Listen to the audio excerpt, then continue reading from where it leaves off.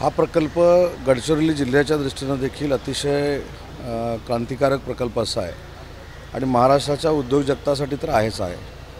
अनेक वेळा आम्ही असं सांगितलं होतं की गडचिरोलीला ज्या विषयासाठी ओळखलं जातं, म्हणजे नक्षलवादी जिल्हा म्हणून ओळखलं जातो, त्याची जी ओळख आहे ती पुसून उद्योगनगरी जिल्हा करण्याचा जो शासनाचा प्रयत्न होता त्याला मला असं वाटतं की यश येतं आहे। त्याची पहिल्यांदा ही सुरुवात होते।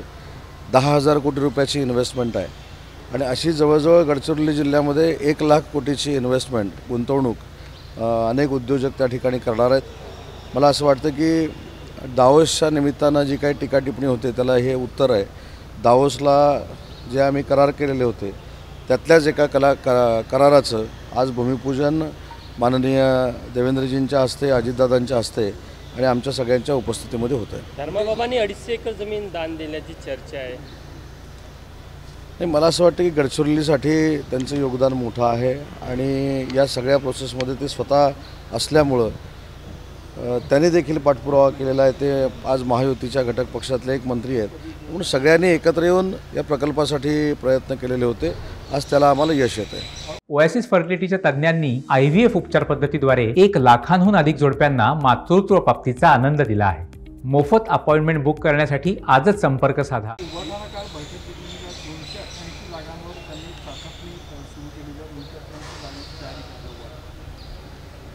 उबाठा हा एक स्वतंत्र पक्ष आहे।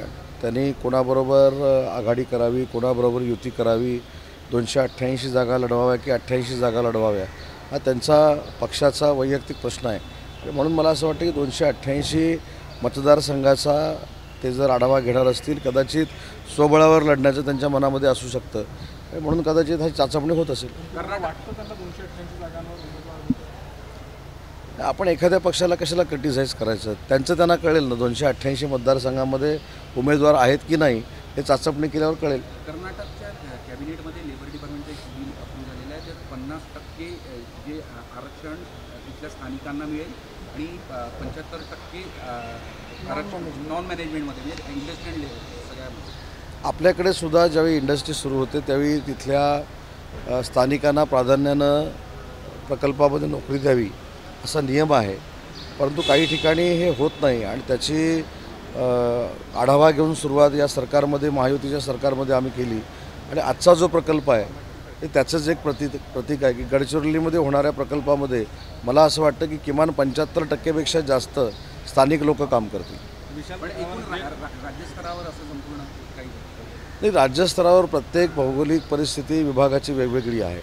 मी आजच्या प्रकल्पाबाबत जर सांगायचं झालं तर आजच्या प्रकल्पामध्ये जे 10,000 कोटी रुपये खर्च होणार आहेत त्या 10,000 कोटीच्या पूर्ण प्रकल्पामध्ये 75% जास्त स्थानिक लोक असतील। नाही, पण पॉलिसीला घेऊन असं काही राज्य सरकार विचार आपल्याकडे आहेच ना, आपल्याकडे स्थानिकांना प्राधान्य द्यावं हा नियमच आहे, परंतु काही ठिकाणी अडचणी निर्माण होतात म्हणून तो रेशो 50% असेल, काही ठिकाणी 60% असेल, परंतु आपल्याकडे बाकीच्या राज्यांपेक्षा अगोदरच हा नियम केलेला आहे। मुख्यमंत्री घटनेची शिंदे आणि फडणवीसांनी जबाबदारी घ्यावी असं असुद्दीन ओवैसींनी म्हटलं। त्यांनी आंदोलनाचा इशारा पण दिला। विशालगडाच्या बाबतीमध्ये जे काय घडलं याच्यामध्ये कुठेही जातीपातीचं राजकारण करण्यामध्ये काही अर्थ नाही।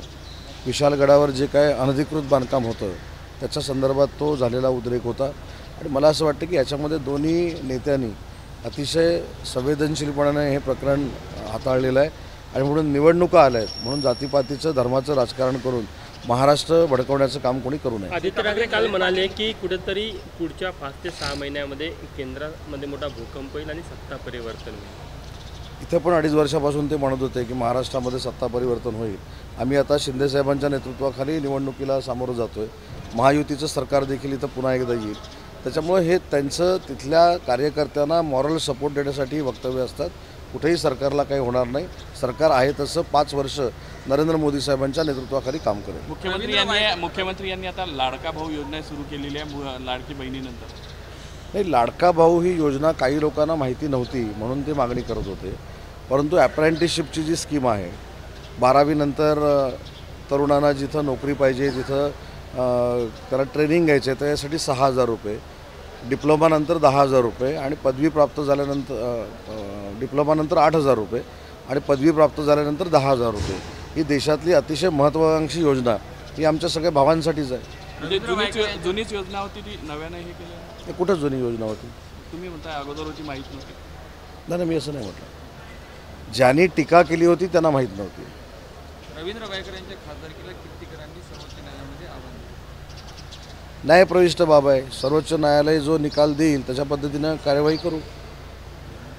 विधान परिषदेमध्ये जे आहे जे आरोप केला आहे शेकापकडून की पवारांचा विरोध असताना उभाठाने आपला उमेदवार दिलेला जयंत पाटील यांनी. मला असं वाटतं की ह्याच्यामध्ये अजून 2-3 महिने विधानसभेच्या निवडणुकीला आहेत. तुम्हाला अनेक गोष्टी बघायला मिळतील. ज्या ज्या काही गोष्टी विधान परिषदेमध्ये घडलेल्या आहेत त्या देखील तुमच्या समोर येतील. कोणी मतदान महायुतीला केलेलं आहे ह्याचे पडसाद देखील या विधानसभेच्या निवडणुकीमध्ये उमटतील आणि त्याचा बळीचा बकरा राजकीय हे जयंत पाटील साहेब झालेले आहेत. जयंत पाटील साहेबांना हे डोळ्यासमोर दिसत होतं की उभाठाची मतं फुटणार आहेत, काँग्रेसची मतं फुटणार आहेत, इव्हन राष्ट्रवादीची देखील काही मतं फुटलेली आहेत. असं असताना त्यांना कॉन्फिडन्स दिला गेला की काही झालं तरी तुम्ही निवडून येणार आहे आणि एका चांगल्या राजकीय पक्षाला, एका चांगल्या कार्यकर्त्याला संपवण्याचं काम महाविकास आघाडीने एकत्र येऊन केलेलं आहे. ओबीसी आणि मराठावरून जो वादविवाद सुरू आहे त्यावरून भुजबळांनी म्हटलं की कोणाचे डोके फुटण्यापेक्षा मी राजीनामा द्यायला तयार आहे. नाही, ही खरी गोष्ट आहे की जातीपातीमध्ये वाद लागणं आणि वाद लावणं ही महाराष्ट्राच्या दृष्टीनं अतिशय गंभीर बाब आहे. कारण शेवटी कालपर्यंत आम्ही सगळे ओबीसी असतील, मराठा असतील, ओपन असतील, सगळे गुण्यागोविंदानं महाराष्ट्रामध्ये नांदतोय, भविष्यात देखील नांदणार आहोत. पण जातीपातीच्या आरक्षणाच्या राजकारणावरनं जे काही घडतं आहे हे योग्य आहे असं मला वाटत नाही. कारण मराठा समाजाला कुठच्याही परिस्थितीमध्ये 10% आरक्षण टिकणारं माननीय एकनाथ शिंदे साहेबांनी दिलेलं आहे आणि ही देखील खात्री दिलेली आहे की ओबीसीचं कुठचंही आरक्षण कमी होणार नाही.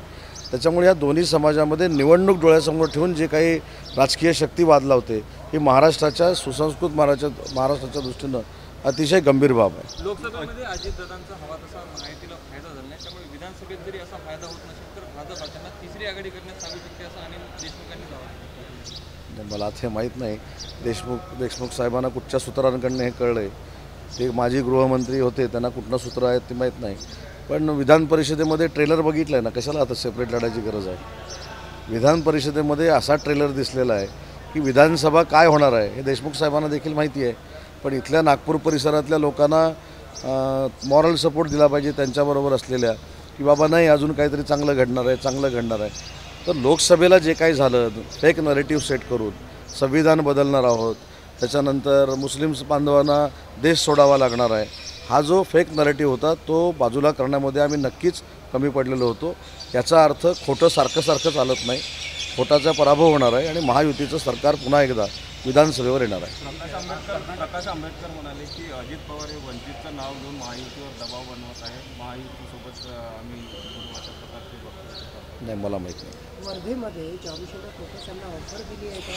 कारण तिथे बातमी अशी चाललेली आहे की 2400 प्रकाशाच्या प्रभारांचं कल्याण आणि गांधी परिवार न्यायाधीश त्यांना ऑफर देण्यात आलेली आहे वर्धा किंवा देवळीमध्ये. नाही, मला ऑफर दिली की नाही मला माहीत नाही. पण महायुतीमध्ये त्या आल्या जर त्यांचं स्वागत करू. छगन भुजबळ पण शिवसेनेत द्यायची खूप चर्चा. नाही, चर्चा भरपूर असते. चर्चा ही देखील होती की विधान परिषदेमध्ये महायुतीचा उमेदवार पडणार आहे, पण आम्ही महाविकास आघाडीचा उमेदवार पाडून दाखवला. त्याच्यामुळे मला असं वाटतं की चर्चेवर तुम्ही विश्वास ठेवू नका. चर्चा सध्या तुम्ही देखील हेच करा की महायुतीचंच सरकार येणार. जुने शिवसैनिक म्हणून तुम्ही त्यांचा स्वीकार कराल का आले तर? कुठं शिवसेनेमध्ये आले तर छगन भुजबळ आमच्याबरोबर शिंदे साहेबांबरोबर आम्ही महायुतीतच काम करतोय. त्याच्यामुळे त्यांनी इकडे यावं की आम्ही तिकडे जाण्याचा काय प्रश्न होतो. ते महायुतीचे नेते म्हणूनच काम करत आहेत. विदर्भामध्ये आपला पक्ष महायुतीमध्ये किती जागांकडे बसतो? हे आम्ही यादी तयार केलेली आहे. हे सगळे अधिकार शिंदे साहेबांना आहेत. शिंदे साहेब सन्मानपूर्वक जागा या विदर्भातल्या देखील धनुष्यबाणाच्या शिवसेनेला घेतील. शेवटचा प्रश्न की महायुतीमध्ये नवाब मलिकांना विरोध होत असल्यामुळे ते अपक्ष निवडणूक लढतील आणि महायुतीचा त्यांना पाठिंबा. नाही, माझी अडचण अशी आहे की आता नवाब मलिकांना मी भेटलेलो देखील नाही. त्याच्यामुळे त्यांच्या मनात नक्की काय आहे हे मला माहीत नाही. मला कधी जर भेटले त्यांना मी विचारेन आणि परत नागपूरला आल्यानंतर याचं उत्तर देईन. थँक्यू. कायदा करण्यात आलेला आहे का की कर्नाटकात जशी पॉलिसी बनवत आहे लोकल स्थानिकांना पण? नाही, आपल्याकडे कायदा नाही आहे. आपल्याकडे नियम आहे की ज्या कंपन्या ज्या गावामध्ये येतात, ज्या विभागामध्ये येतात तिथले स्थानिकांना प्राधान्य दिलं गेलं पाहिजे. म्हणून मी सांगितलं की काही भौगोलिक परिस्थिती बघता गडचिरोलीमध्ये 70 ते 75% लोकांना त्याच्यातनं रोजगार मिळू शकतो. आता आमच्या कोकणामध्ये गेलात तर 50-55% लोकांना मिळू शकतो, कारण आमचा माणूस जो आहे तो मुंबईला असतो, पुण्याला असतो. त्याच्यामुळे तो नियम आहे आणि अनेक कंपन्या म्हणजे 90% कंपन्या तो फॉलो करतात.